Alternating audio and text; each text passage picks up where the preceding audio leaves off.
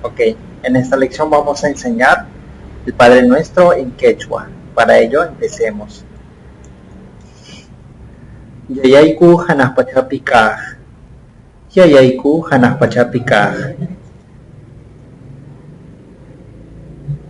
Quiere decir, Padre Nuestro que estás en el cielo. Sutiki muchas hakachun. Sutiki muchas hakachun. Quiere decir, santificado sea tu nombre.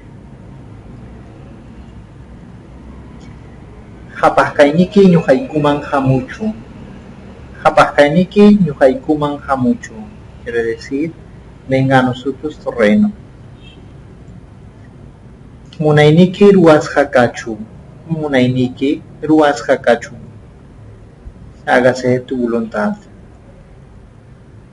Kaypachapi hinata hanaqpachapipas. Kaypachapi hinata hanaqpachapipas. En la tierra como en el cielo.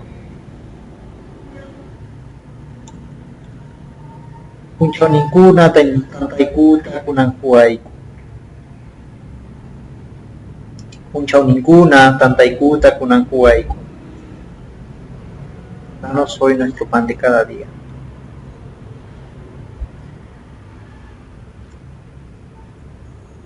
Huchaykutari pampachapuayku. Huchaykutari pampachapuayku. Perdona nuestras ofensas. Imaynam ñuqaykupas ñuqaykuman huchariykunata pampachanikuhina. Imaynam ñuqaykupas ñuqaykuman huchariykunata pampachanikuhina. Como también nosotros perdonamos a los que nos ofenden. Amata watijayman, amata kachariwaykuchu watijayman urmanaykuta. Amata kachariwaykuchu watijayman urmanaykuta. No nos dejes caer en la tentación. Allinraq mana allinmanta hispichiwayku.